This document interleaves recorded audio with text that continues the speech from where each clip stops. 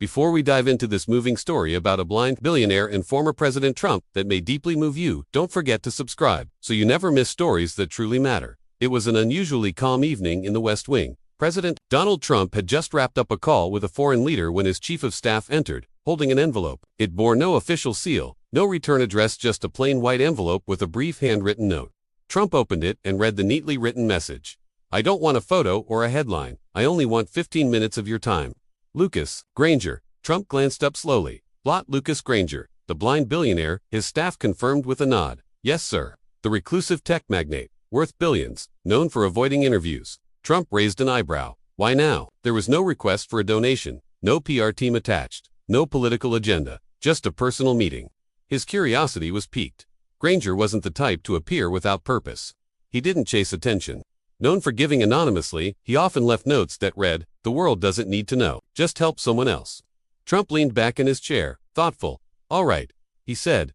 "Let's hear him out." The meeting was scheduled for the next afternoon. No media, no photos, just a conversation. Trump didn't yet know how much it would change him. Lucas Granger arrived the next day under strict privacy. He wore a plain, yet elegant black suit. No entourage, no guard zone, a young aide named Peter, gently guiding him by the arm. Trump stood to greet him. "Mr. Granger," he said, extending his hand. Granger reached out, smiling warmly. His handshake was firm. "Mr. President, thank you for this meeting." Trump motioned for him to sit. "The floor is yours." As Granger settled into the chair, Trump observed him. Though blind, Granger held a presence that filled the room. His movements were calm and confident, as if he saw more than most. "I haven't spoken to a president since Reagan," Granger began, "but this isn't political. I came to share something that changed my life, and may change how you see your role." Trump listened intently. Granger set a small wooden box on the table, gently running his fingers over it. "I brought something meaningful with me," he said. "It belonged to someone very dear." Trump leaned closer. The box was old, handcrafted, initials carved on top, SG. "Those are my daughters," Granger said softly. "Sarah Granger. She passed away 6 years ago." Trump's face softened. "I'm very sorry." She was 23, graduated early from Stanford. Her dream was to develop humanitarian tech, things like clean water and accessibility. "She was the reason I shifted my company's focus from profit to purpose," Granger said, smiling faintly. "She used to tell me, 'Dad, being rich doesn't matter if you can't recognize suffering and do something about it.'" Granger lifted the box's lid. Inside were a letter, a necklace, and a faded military patch. "She wrote you a letter once when she was 17. You never received it, but I kept it. It changed everything for me." Trump, surprised, took the letter carefully. "I'm not asking for anything," Granger said. "I just wanted her words to finally reach you." Trump unfolded the aged paper slowly, aware of the emotional weight it carried. The handwriting was neat and youthful. "Dear Mr. Trump, you don't know me, but I've been watching how the world works. My name is Sarah, and I believe leaders have more power than they realize, not just over laws, but over hearts. I hope that if you ever lead, you'll remember that one small action can ripple through countless lives. Please don't forget the invisible ones." Trump paused, deeply moved. "She sent it after watching one of your interviews," Granger said. "You had mentioned veterans deserving better care. It stuck with her. She thought I might care." Trump asked quietly. "She believed you might be strong enough to," Granger replied. Trump stared at the letter. "She saw things differently." "She did," Granger said. "Even more than I did, Dan. I had my sight back then." Trump turned, surprised. "You weren't always blind." Granger nodded. "I lost my vision the night I lost her. That's part of the story I came to tell." The room grew still. It was pouring rain. Granger recalled. "We had dinner at her favorite Indian spot. She asked to take the long way home to stop by a shelter she volunteered at." Trump leaned in. "I told her it was late, but she insisted. That was Sir, always thinking of others." Granger's voice wavered. "We never made it. A truck hydroplaned and slammed into us. My side was crushed. I was trapped. I heard her scream my name. Then silence." He swallowed. "When I woke up, they told me she died instantly, and I'd lost my sight, trauma-induced optic nerve damage." Trump whispered. "You lost your entire world in a moment." "Yes, but what haunts me most is what I never told her, that I finally understood what she meant. That wealth means nothing if you can't see someone else's pain." Granger pulled out the military patch. "She found this on a sidewalk while interning in D.C. No name, just a Marine emblem. She couldn't find its owner but held on to it." Trump looked at it closely. "She told me. Someone gave everything for this and now it's lying forgotten. She respected sacrifice," Trump said. "She honored unseen sacrifice," Granger corrected. "That's why she wrote to you, not for politics, because she believed you might help invisible people matter again. She once told me, empathy isn't weakness. It's a strength most are afraid to show."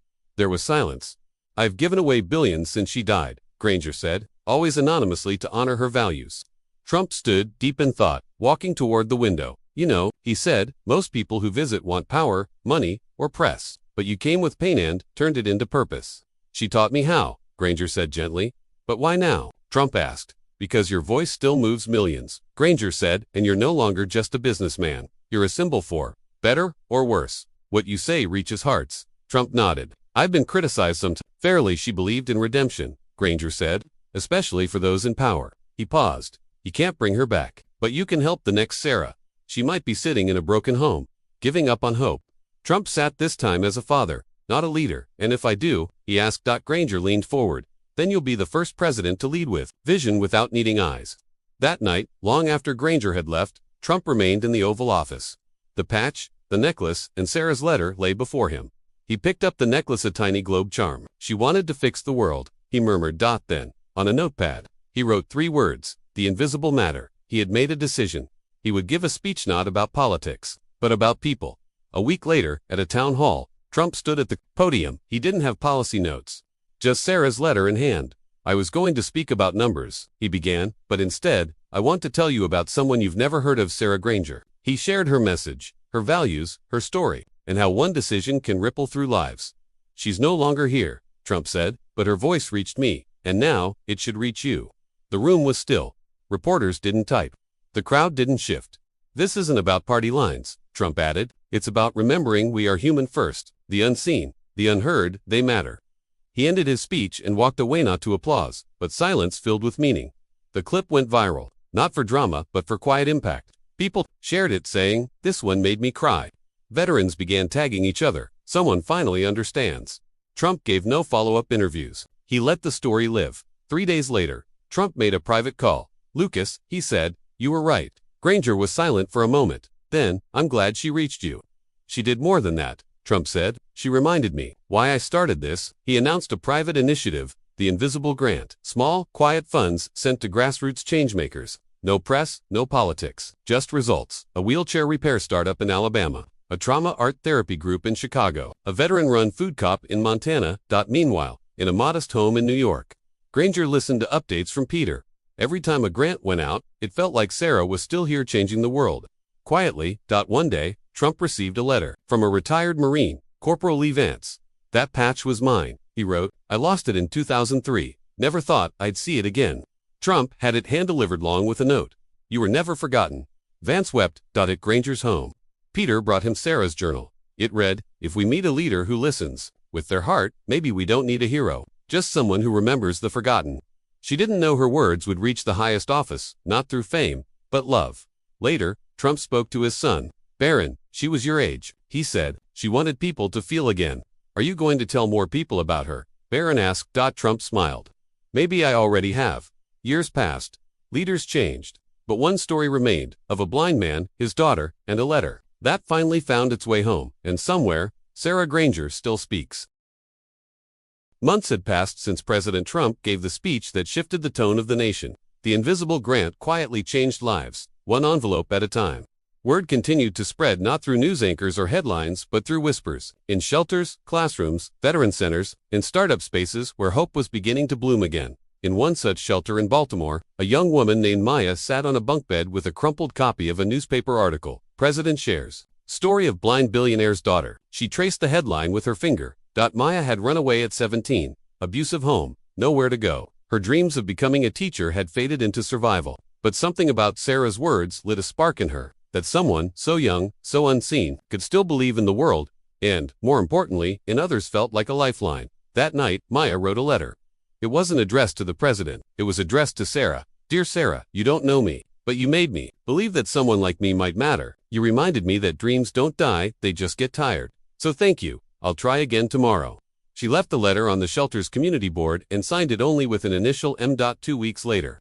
A counselor at the shelter saw the letter and sent it on a whim to the return address she'd seen on a mysterious grant envelope a local group had received. The Office of Community Engagement, Washington, D.C. Peter Granger's aide opened it. Quietly, he read it too. "Lucas, she's still reaching them," Peter said softly. Granger nodded, emotion on his face. "She's more alive now than ever." At the White House, another kind of transformation was taking place. Trump had begun reading more late at night. Not briefing books or legal memos, but letters. Hundreds had come in, many from children, some from elderly veterans, others from prisoners, single mothers, foster youth. They weren't asking for money. They were simply telling their stories. Trump had a special drawer built into his Oval Office desk. The staff labeled it the Sarah File. One day, during a meeting with international diplomats, the president paused mid-sentence. A thought struck him. "We often talk about economic metrics and global influence," he said, "but how many of us know the names of the people our policies help or hurt? How many of us have ever read a letter from someone no one listens to?"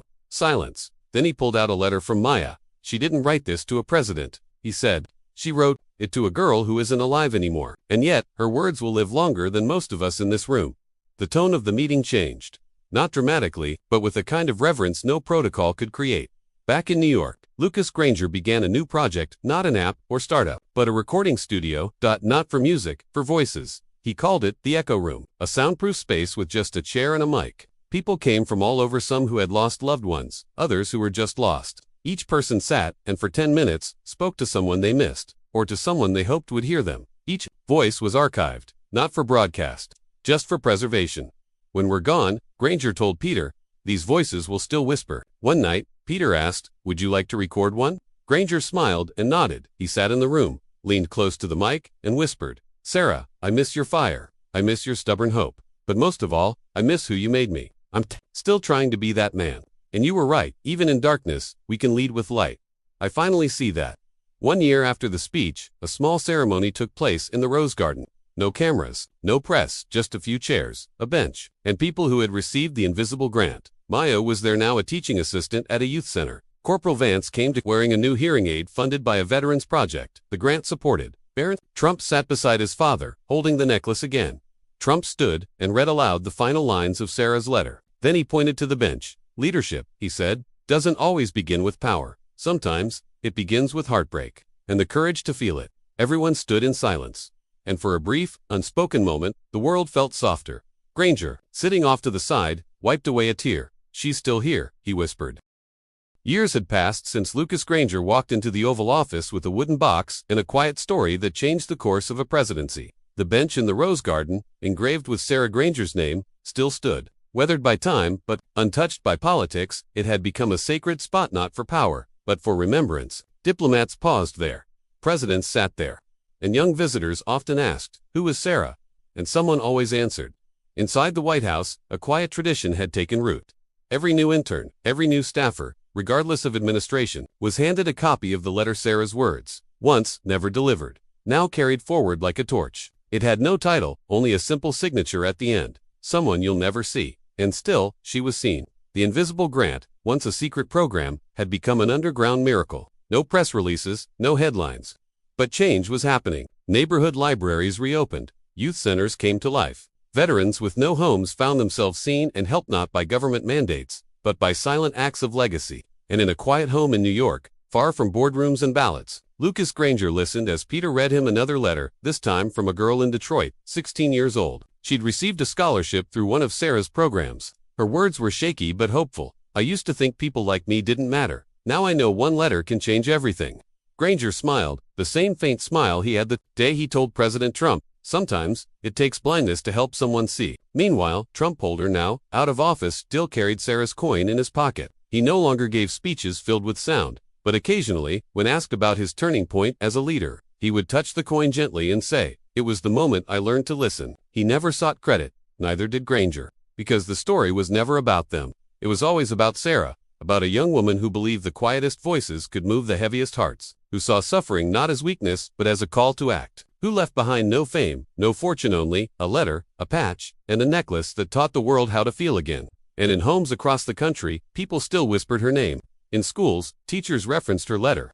In veteran centers, Corporal Lee Vance had her words framed beside his military patch, now returned and honored. In youth circles, she was a quiet symbol of empathy, courage, and change. One winter morning, a young senator visited the Rose Garden. She sat on Sarah's bench, journal in hand, and began to write a speech, not for applause, not for votes, but for truth. She didn't know everything about Sarah Granger, but she knew this: leadership begins not when you speak, but when you listen. And far away, as snow began to fall softly on the rooftops, Lucas Granger sat in silence, hand resting on a picture frame. He didn't need his eyes to see. He could feel her everywhere. In every whisper of kindness, in every act of unseen courage, in every leader who chose empathy over noise. And so, even long after the lights of politics dimmed and the headlines faded, one truth remained. Some stories never end. They just continue in the hearts they've changed. Sarah Granger still speaks. The end.